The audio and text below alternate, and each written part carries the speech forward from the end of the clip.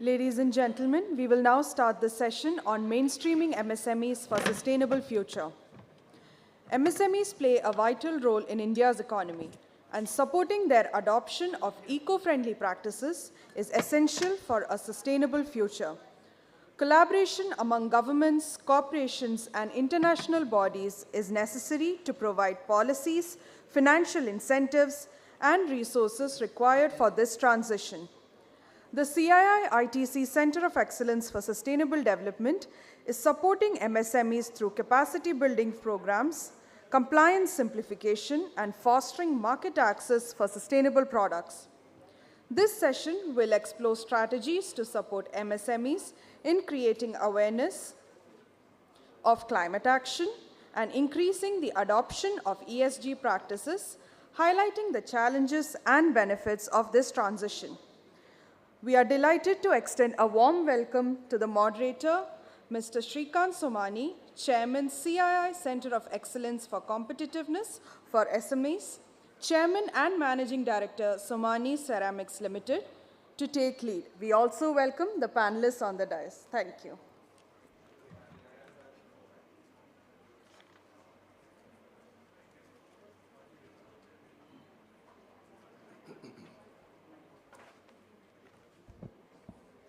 Good afternoon, ladies and gentlemen.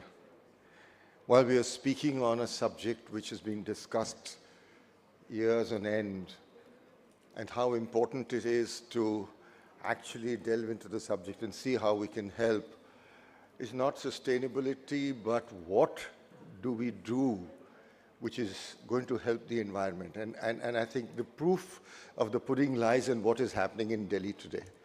I don't think in my memory I've ever seen a monsoon or rains and floods and the chaos which is created in Delhi over these last few months and still not ending. So I think it is very timely that we discuss this issue of sustainability, especially while the larger industries are able to manipulate and get the things done. The small and medium industries have difficulties. So how do we educate them and how do we take them across to handhold them to see what is required, where they can plug themselves into this important aspect, because it's not just for their own industry, not just for the environment around them, but also when they look at themselves as a supplier in the global supply chain, these are questions which are going to be asked. And as has already been enumerated, that small and medium industries are very important, both for significant contributions to the GDP and exports, as well as the number of people they employ. The CII Center of Excellence for Sustainability and Development plays a key role in this transition by offering capacity building programs, simplifying regulatory compliance, facilitating market access for sustainable products, addressing ECG performance, and providing networking opportunities. I'm glad to say that this session aims to address strategies to support MSMEs in adopting sustainability practices, especially focusing on raising awareness about climate change and the need for urgent action, guiding MSMEs towards cleaner processes to reduce air pollution and health risks, highlighting the importance of ECG environment practices, and addressing the challenges of implementing them. However, while we might have an overarching view of what we need to do, but there is an equal importance to understand what are the challenges which are there for the MSMEs. And let me enumerate a few of these challenges which come to my mind. Multiple reporting standards and framework presents a significant challenge for companies, particularly with those. Can I close this? Thanks. Particularly for those with value chains spanning multiple geographies. This complexity can hinder their ability to effectively engage in climate action. Then, there is a lack of incentivization for businesses who curb emissions while matching targets on the global and national level. 3, even the larger companies find it difficult to identify and map their value chains with respect to data on environmental and social aspects, as around 40% of these value chains companies are MSMEs.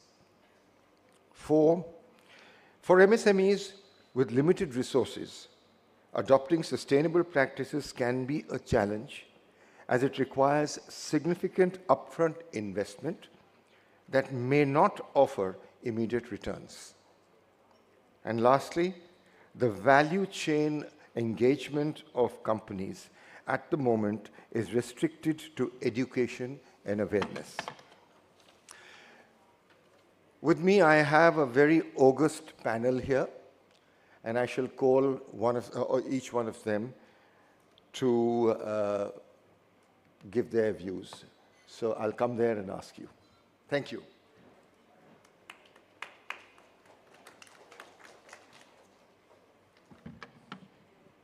Let me invite Mr. Sunil Das, CII National Council member and a co-chair, CII's Cleaner and Better Life and Managing Director, Richfield Engineering India. Sir, my question to you in this context is, what are the main challenges MSMEs face in adopting sustainable practices? And how can regulatory processes be simplified to help them do so without compromising efficiency? And my second question to you is, from your perspective, what steps should MSMEs take to better align with emerging ESG performance standards? And how can a CII assist in this transition? Mr. Desai. Good afternoon, everybody. Thank you, Mr. Somani. I am considering your two questions which are interspersed with each other. And when we look at MSMEs generally, the question is the bread important or the butter? For MSME, the profitability of an organization comes from their productivity. With the Indian industry with about 40% MSME, the hand-holding of the client supply source, the value chain, needs also to identify the requirement of MSME and understand their capability. An MSME may be qualified academic with every experience. He's worked with many organizations and started his enterprise, and he is able to deliver the required supply source as a supply chain or a service provider. But there are things which are missing. It's like what you say when I say bread and butter. So for them, the bread is important. The butter becomes a luxury. So when they think about ESG or environmental solution, they consider this as a negation. How many of the MSMEs are made aware that it is not a challenge, it's not a stone, it's a thing which you can make and also break? There are industries which are MSMEs are involved in, where they manufacture things which are more polluting. I have a plant in Vapi, which is one of the most polluting industrial belt in the western region. And if you're passing by the train, you will come to know that you've passed Vapi. So you can understand from where the polluting point of view is. Looking at the MSME growth, which is impeding, is their understanding and the awareness from the government or from the industry body. Because first of all, the MSMEs have locked horns into difficulties. their capability is questioned in terms of deliverable to the quality standard, which should be that fear psychosis which is happening across the industry need to go. Next is their involvement into understanding their problems is also important. We have not set standards. I mean, I just attended a meeting when we talk about air pollution control, and we have not addressed the air pollution standard. There are pollution which is coming from larger industry, but they have to also be understood that what are the contribution of the smaller industry to arrest this. So when the MSMEs are required to deliver, they are also supposed to be made aware. I mean, larger industries do a quality plan when they give a quality plan that this is how you should follow the procedure to supply. But it also should be a commitment to give them training on understanding and build the best practices. These best practices will evolve after we connect with them. And the next question which you have asked is something which is a deliberation on how the solutions which we can derive. It's basically, it should come from within the MSME also and from the industry. As MSME best practices are something which is not implemented, but awareness program need to be brought onto the forum. I being part of CII and I'm also in the Western region, we have, in my industry also, we have made awareness program because as being from our supply chain also we have MSMEs who are supplying to us. So we have made them aware. And I can tell you proudly that something which is of importance and we have implemented in my factory, we don't have paper on the shop floor. We are doing fabrication work. All my engineers, all the people are using mobile phones, which we have given them. And they say that, Saab, don't give us an AutoCAD drawing or a printout, give it as a PDF file. So this is what is the next level for you make to understand the SMEs, that how you want to change. And this is what is getting implemented, and this should be across the board.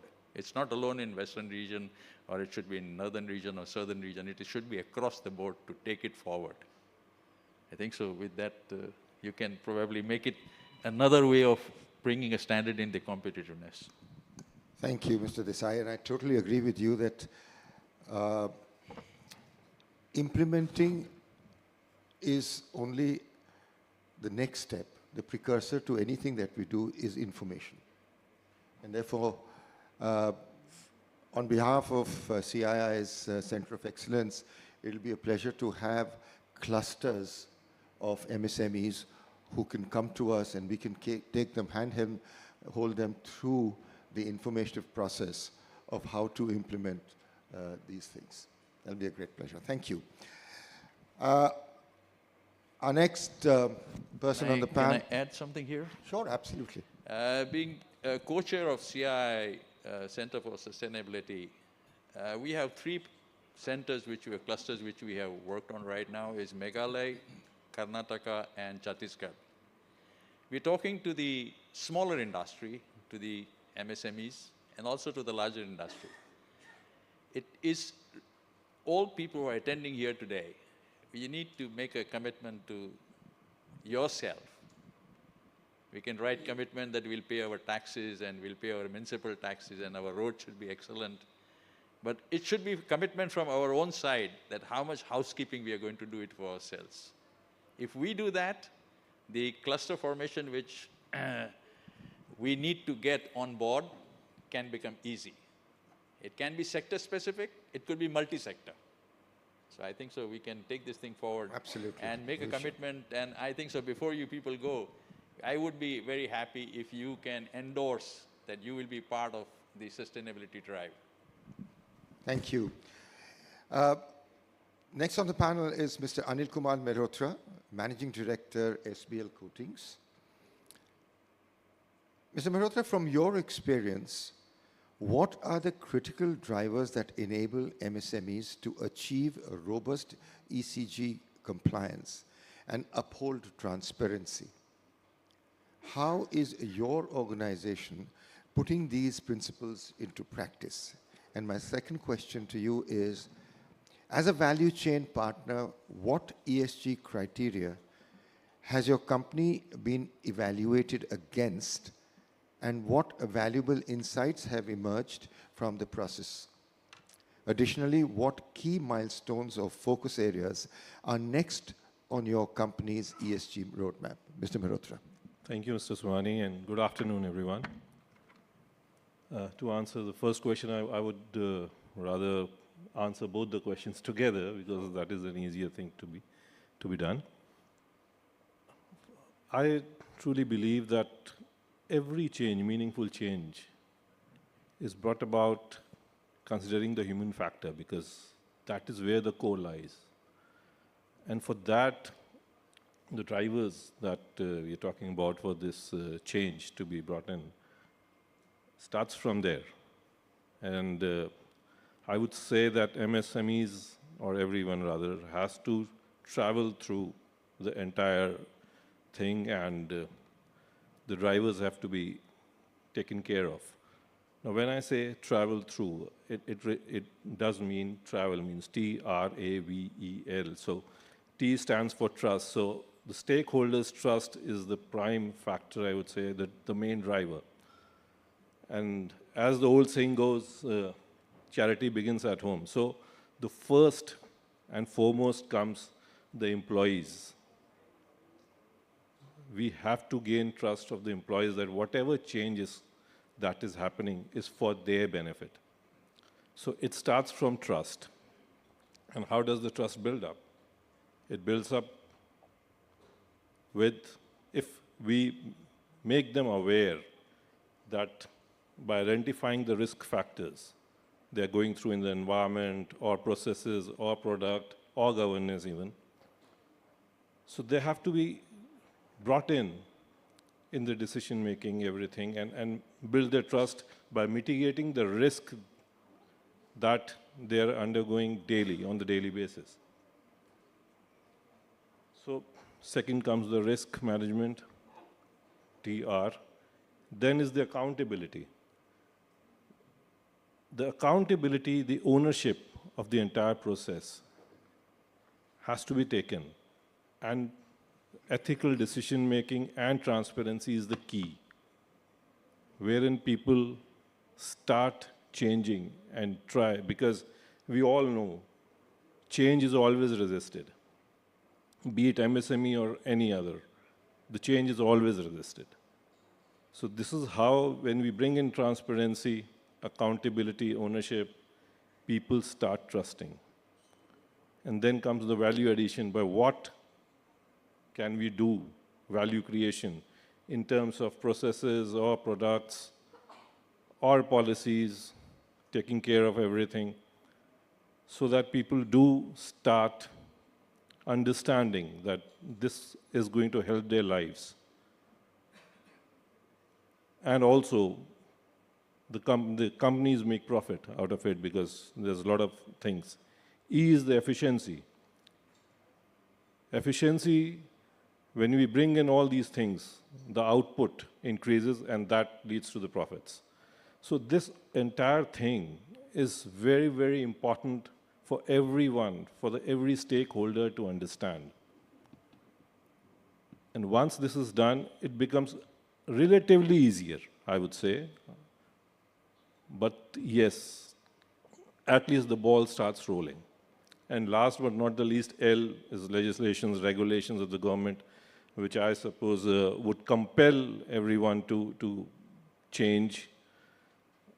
But the only thing with the challenge that I see is that even the laws are made, but the central government makes one and the state governments makes another, and there is a conflict. So that is the major challenge we face every now and then. So that should be uniform. That should be uniform for everyone, for across India, or maybe there might be differentiators, but not entirely different, which happens nowadays. What we are doing is, we were actually doing a lot of things. ESG, there's a greenfield project which is coming up which would start from February probably. So we have done a lot of things, like we are planting 2,000 trees in 10 acres of our land. So that is one. Second is solar. We are going for solar entirely. But we were doing it unaware of the ESG thing. Now when we went into this, we realized that this data has to be compiled and to be measured. So now we have started actually doing this and compiling the data, understanding how do we report it. So that is how we have started doing it now. Value chain, yes, we are looking at value chain also for, because that is the long-term thing. So we need to do that. We are starting now, and probably we would start from next month or so because of the plans are already ready. So we would be going that way. Water harvesting we are doing, through our CSR activities, we are doing water harvesting so that we can become net zero at least to start with. So this is what we have initiated, and I hope we will be successful soon by doing all this. Although we were doing it, but we were not aware that this all comes under and we have to measure it as well. So that's from my side. Anything else I had missed out? I don't know. Please, thank you. Not at all. Thank you, Mr. Malhotra. And I think it's a very, very powerful anagram, TRAVEL. And you've described it very well. I think it's something that I would feel that every company should put on their boards to say that what is required. And I also appreciate the fact that unless and until you have a buy-in from every single employee in the company, whatever you might do, there is always going to be a problem. So therefore, awareness of the product and taking everybody into account and together with you is something that needs to be done. Perhaps one of the things that you've done is, while you've created this atmosphere, but you've also hooked onto the low-hanging fruits, which is seen quickly. And I think as we go ahead, when such things are implemented in the company and the people enjoy the fact that they're doing something very useful, it also becomes a conversation of pride for them. And therefore, it's not just the company, but even the employees take pride in the fact that they own what they are doing for the environment. Thank you very much, Mr. Malhotra. Dr. Tamal Sarkar, Senior Advisor, Foundation of MSME Cluster, a very important member, and has done a lot in this aspect. And I would ask you these questions, Mrs. Malhotra. How do you think collaborations within industry clusters can create a standard ecosystem that accelerates the shift towards sustainability for MSMEs? Further, in what ways can MSMEs clusters leverage digital information to enhance their operations and market reach? And secondly, how can government policies and financial incentives be designed to better support MSMEs in adopting sustainable practices, especially in sectors where transition to clean production is costly? And if you can also add, how can CII with the industry do the advocacy of bringing ease of environment building in the industry? Thank you, Mr. Somani. So it's a very lot of good questions. So I'll try to see that how I can answer one of them. But I would like to, I was doing some calculations yesterday before coming. And I got a figure which says that if India can invest 1 rupee per kilowatt hour, then India can save 15 gigawatt of energy every year. So I'll just explain you how this comes there. See, basically our electricity consumption nationally is estimated around 1500 billion kilowatt hour per annum. and 40% of that is given to industry, that is 600 billion, and 20% of that, and around 25% of that, that is 150 billion kilowatt hour, is given to MSMEs. Now, if we look at this figure in a different way, then I found a very nice similarity. See, India has approximately 20 million manufacturing MSMEs, and around 85% of them, that is 3 million, 15% of them, 3 million, are basically factory sector. I'm not speaking about the artisanal or handicraft or handloom. So that's 3 million. And when we did an exercise with around 1,000 MSMEs in different areas, food processing, rubber, and metallic and plastic, we found that a micro enterprise, I'm not speaking about the small and medium, because the small and medium numbers are also not very high. They are less than 5 lakhs in 15 million, in 20 million. Then we found that an average energy bill of a micro enterprise is something around 50,000 rupees per month. So 50,000 rupees per month means 5,000 units, basically. And if you multiply it with 10 months, then it becomes 50,000. And if you multiply it by 3 million, it comes to 150 billion. So there is a fantastic similarity in these two things. So if we take 150 billion as the target, as the energy consumed by the MSMEs, and our practice, our intervention suggests that it is not difficult to save 10 to 15% of the electricity, even at almost zero cost, because of the lack of knowledge and the lack of training of these people, of the micro enterprises. So that comes to approximately 15 gigawatt. Gigawatt means billion kilowatt. So if that is 15 gigawatt, I made an estimate that how can this be saved? So there are 4 steps which are very important. First is that it has to be very sectoral. It cannot be one thing for all sectors. So the needs of the food processing, the needs of the engineering, the needs of the maybe textiles are very different. There are very different ways in which this needs to be saved. Now, if it has to be saved, then there has to be service providers on the ground to give them this service. But they are not there, because the service providers who are generally available at the metro levels are not very they cannot really use their services, because either they are very few or they are very costly. So we need to create service providers. Along with the service providers, we also need instruments for measuring energy saving. So that is another type of a service which is required. The third thing which is required is to train these people, because they are not there, so they have to be trained. So on an average, you can say that you require approximately 20 service providers per clusters, if we take 1,000 units per clusters. Now, all these 3 things requires investment.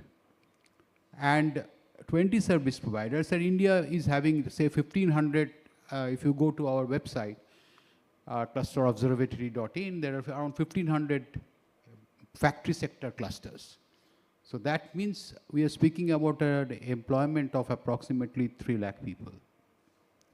And along with that, we also require that there is a energy level a person, like just like in quality check, we have a MR, management representative. So we also need an energy representative in a unit who will actually see to it that all the things are covered. So they also need training. So there will be need for training institutes to come in, and there will also be need for creating quality packs, so that the appropriate trainings can be given in the vernacular language to all these people, and the measuring instrument can be bought, and there will be private sector investment also in this thing. So all these things, I made a rough calculation, sir, and it came something around 150 crores for 100 clusters. So if I multiply it by 10, so it comes to around 1,500 crore or 15 billion. So one side we have 15 billion rupees for investment, another side we have 15 billion units of energy savings, which comes to 1 rupee per kilowatt. So along with this thing, micro enterprises, apart from getting getting the requisite support, they are also I have seen that they also want to contribute to this cause. So if they want to contribute to this cause, they want recognition. They have to be given the due recognition. So there are various negative recognitions in this in the process, but positive recognitions also has to be given. And therefore here, the role of digital technology comes into being. So experiments are being made by our organization, and many others must be, I do not know, that how do we calculate that by saving 15% energy, how much we have contributed to net zero. And this calculation needs to be publicized and needs to be taken, and so that recognition can be given to individual units with respect to how much savings they have made and how much they have contributed to the cost. So this is, we can call it a meter. We call it a net zero meter, which this thing. And finally, to answer your question, sir, the role of CII is paramount over here, because if we are speaking about 1,500 crores or 15 billion rupees, that's not a big sum for India. But there can be a ratio of, say, 3:1, say, or 2:1:1, where private sector invests in certain areas and public sector invests in certain areas. So maybe 50 paisa per kilowatt hour for the government and 50 paisa per kilowatt hour for the industry can lead to a saving of 15 gigawatt hour per annum for the country as a whole. It means it's a 10% savings. Thank you. Thank you, Dr. Tamal. I think your analogy of the small spend to large gain is indeed very, very interesting indeed. Of course, when we talk of MSMEs, I think we all need to understand that out of the 67.5 million MSMEs that we have in the country, 97% are micro. And just about 1.5% or even less are in the small and medium. And therefore, the need to bring this knowledge and handhold the micro industries is of paramount importance as far as I think. One of the programs that we have started in CII was the DigiSaksham, where we are actually moving towards making digital, getting digital practices into micro industries. Our endeavor is to do in about 15 states, 300,000 micro industries. We've already reached 65,000. And the whole program is on, even based on vernacular. So I think this is something that we could extend in the digitization program, where we can actually bring in the value addition towards saving of power and consumption, and also try and list out those micro industries who come forward and recognize them, reward them, and also publicize how micro industries in the total aspect of energy saving is contributing to the world. Thank you very much indeed.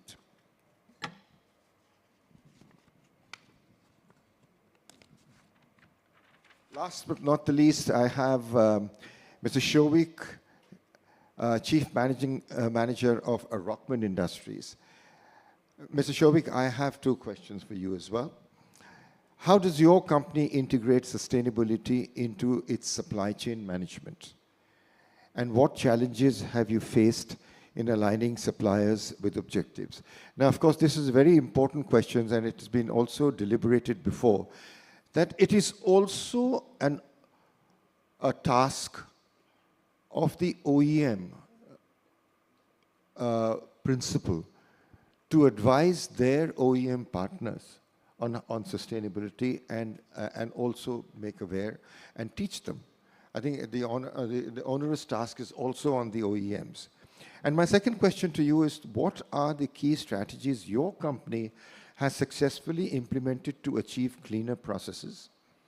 What emerging trends do you foresee impacting MSME clusters, and how should they prepare to adapt these trends? Please share your views. Thank you, sir. Good afternoon, everyone. Sir has rightly stated what are the challenges that MSMEs are facing. So the most important challenge that they face is that, as sir also said, the bread and butter, and conveniently said, what's there in it for me? Frankly speaking, the scale at which the MSME players are, it gets very difficult for them to innovate and get greener and cleaner practices in their systems. So what I understood across working with the MSMEs is that the training and handholding is the most critical element for them.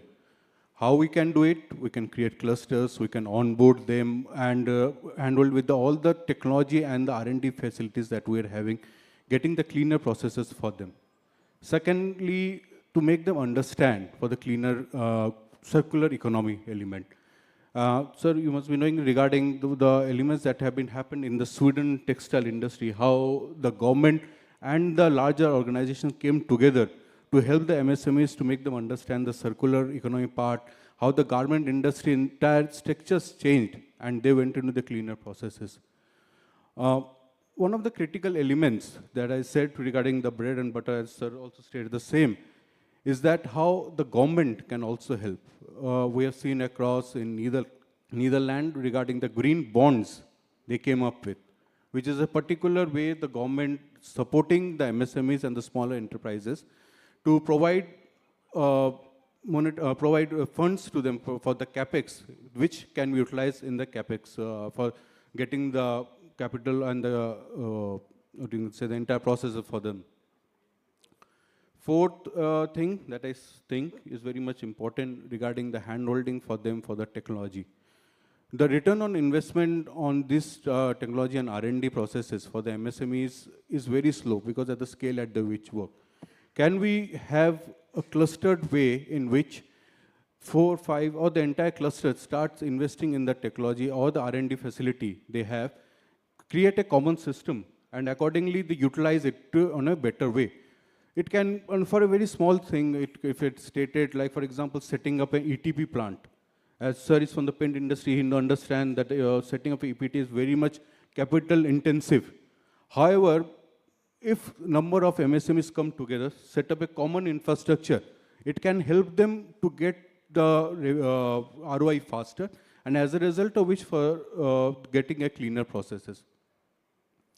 Now coming to the next part, what are all steps we have taken. Now we are from the aluminum die casting industry. As it is understood, we use tons of energy to melt aluminum and get the products out of it. So first and foremost thing, we started moving towards the cleaner fuel. I will not say greener fuel because we are using hydrogen, but it's a very limited amount. We have moved to PNG, LNG, and also for getting a cleaner air, we are using the wet scrubbers and 30-meter stack. Filters have been done so that the air that comes out of the system is very much clean as compared to the other processes. Just as sir was also stating regarding the rainwater harvesting, I would just like to state that out of all the 8 plants we have, all the plants are having a complete rainwater harvesting system in which not a 0-liter water goes out of our factory and it goes back to the groundwater. Not a single liter of water goes out. We have 4 plants which are using water from the groundwater, but they are zero liquid discharge. And also, if I can stay regarding to how we reduce our consumption of the fuel for the melting of the aluminum. So we have installed heat recovery systems in all our plants.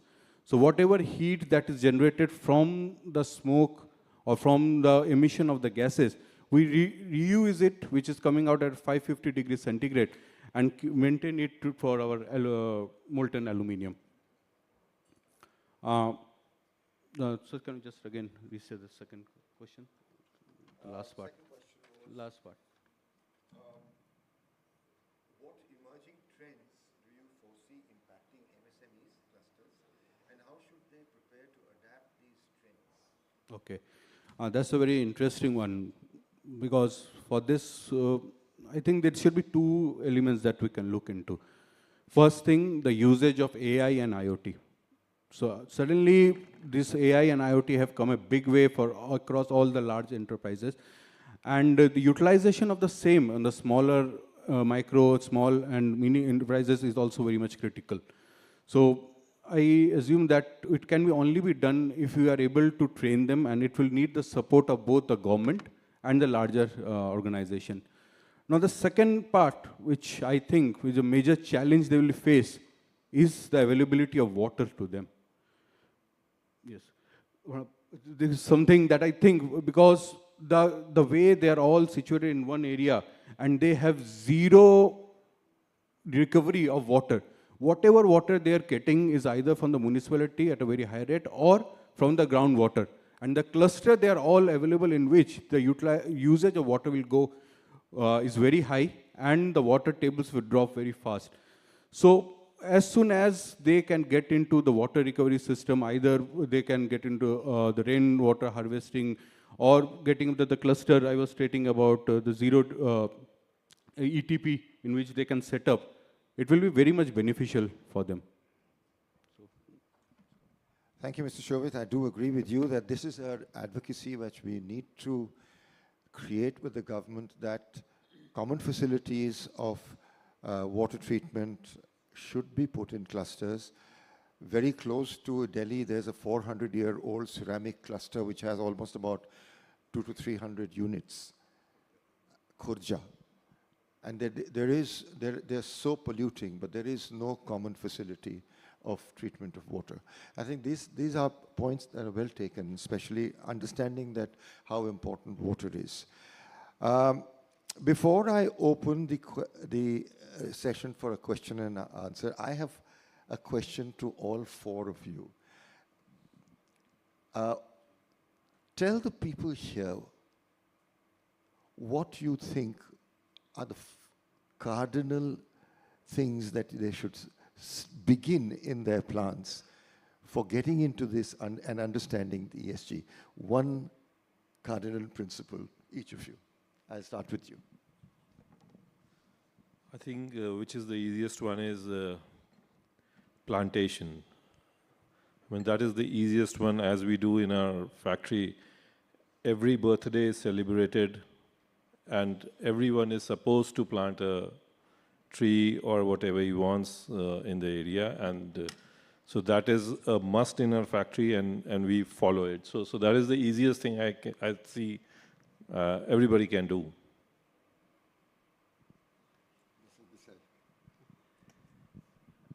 Very tough question. I think so. The easiest one to follow is self-discipline.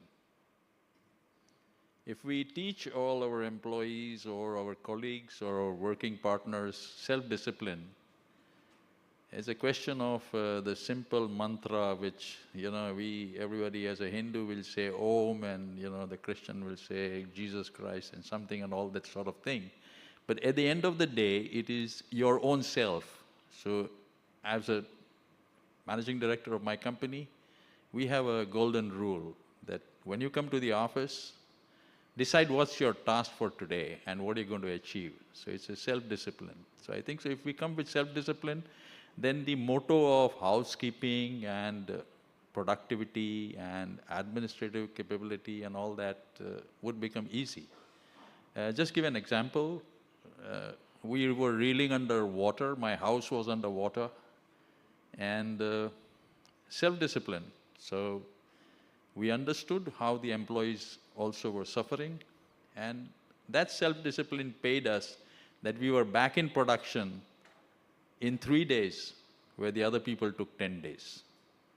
That is a self-discipline which is important in the factory, in the organization, and I think so that's the only motto which I can look at it. Hello. I think there are two things which are very important here actually. One is maintenance. Actually, what we have seen that when I said zero cost recovery by 10% to 15%, that is only through maintenance and through uh, good practices of, I will say, inventory practice, management practices. Because I've seen factories having, say, in foundries, having tons of iron, in the graveyard of their factory, and they're buying things. Or in the textiles, they're buying yarns when there lots of yarns already are there in the inventory. So these are the two things I think is I think is important. For me, should be training. So this is something which should be ongoing activity, and for all of us, for the sustainability, every day the things are changing across the world, and more we understand the things and train ourselves, the faster we will reach the goal for the same. So we have another anagram, stamp, self-discipline, plantation, adoption, maintenance, self-discipline, training, adoption, maintenance, and plantation. So we have another anagram here. Thank you very much, everybody, and I open this house for questions. Please. Can somebody get a mic there, please?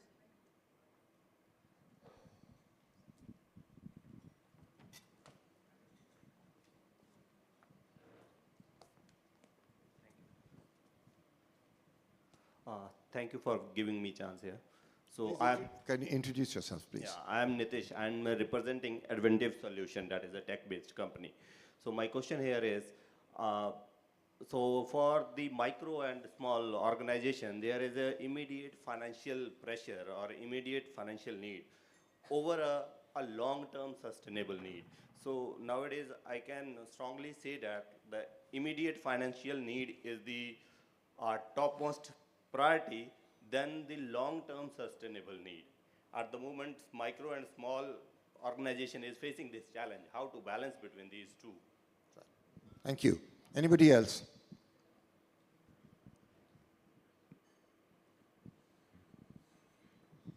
Hello. Please. Yeah, this is Mansi. I'm from One Bank Technologies. So I just wanted to ask a question from Sir, that you said zero cost recovery for net zero, and that is one initiative you said that energy efficiency is one of the solution that you gave.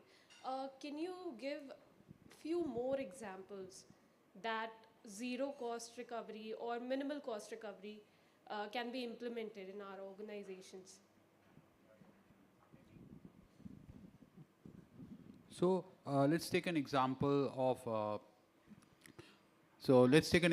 say a foundry sector. We have worked there.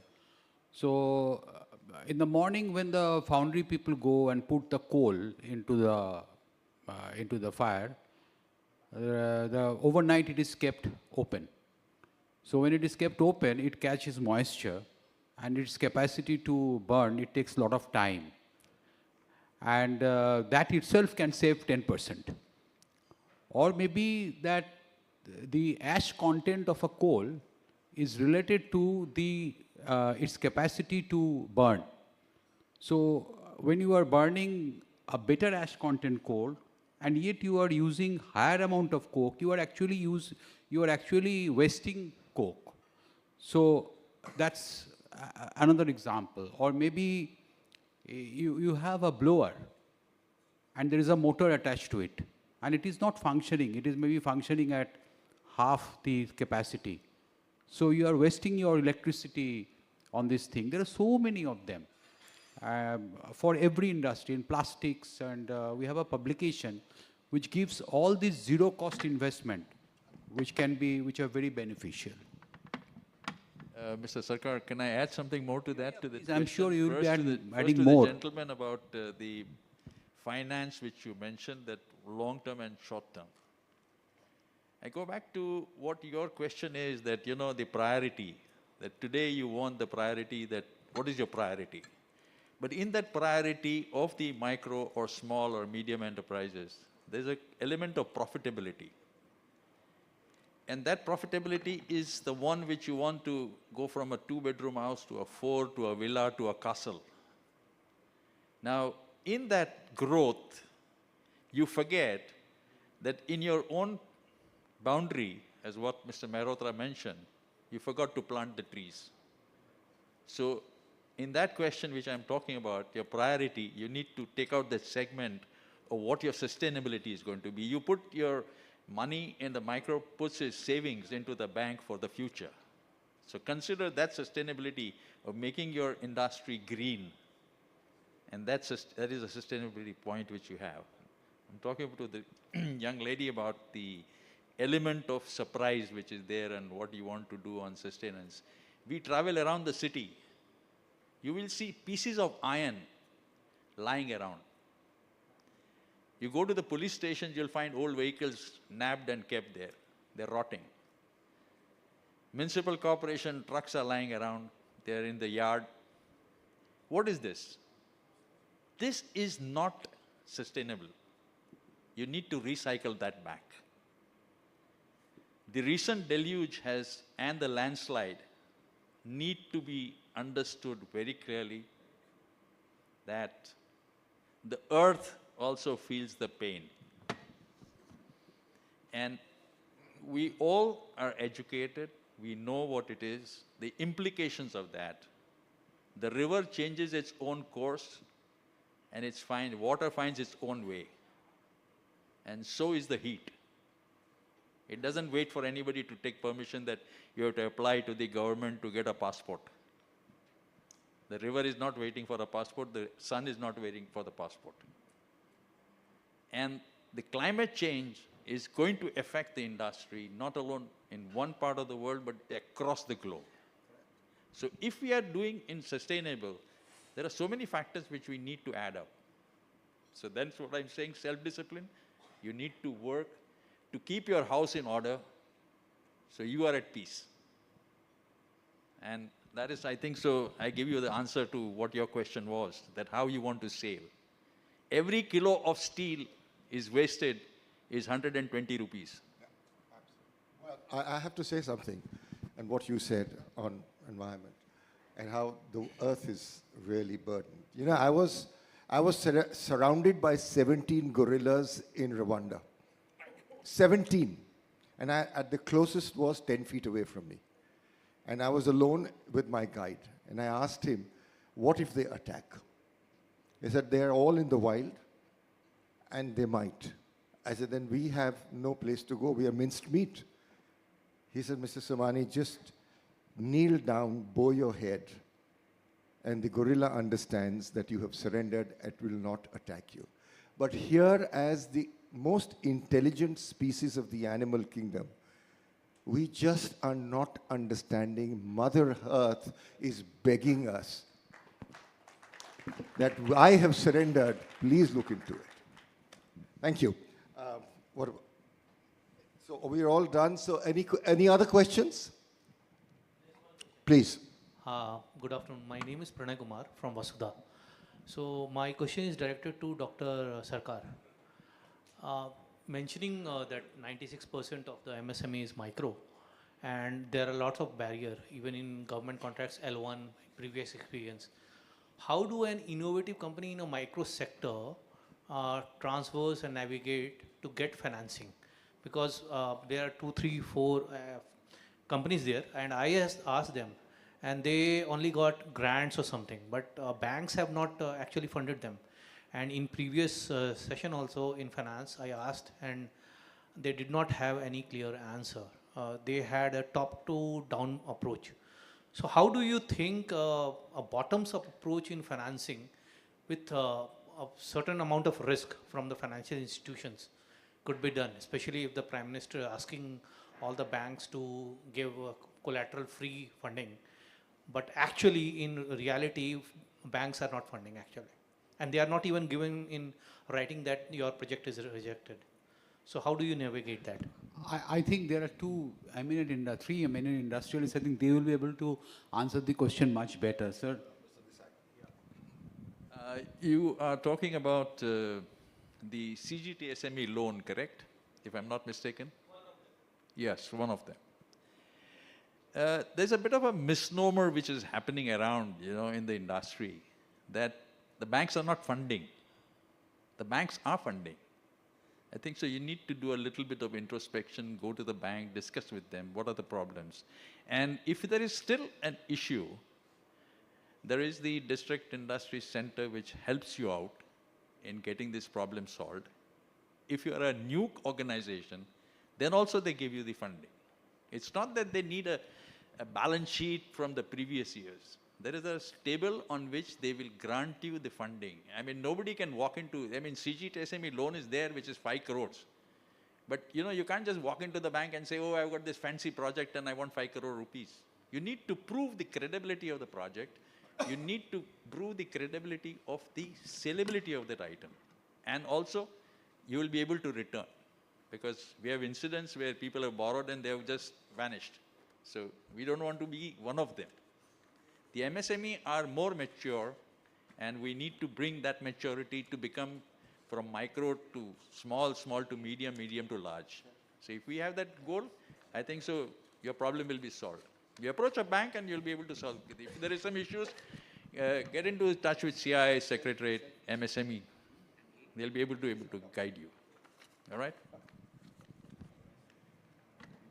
Thank you very much, everybody, for attending this. I would like to thank my panelists here. I hope you've had a good session, and thank you very much indeed.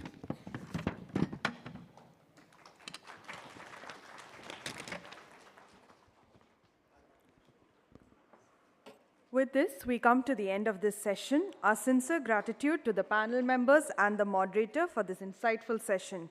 They're already gathering for the group picture.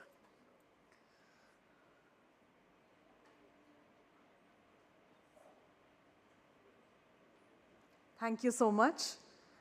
We will now break for lunch. We have a session, post-lunch, we have a session on social inclusion, building trust and fostering equity in this hall. Parallelly, we will have a session on product sustainability, a key to responsible business in Sovereign 2. Meanwhile, we request that you visit the stalls at the exhibition by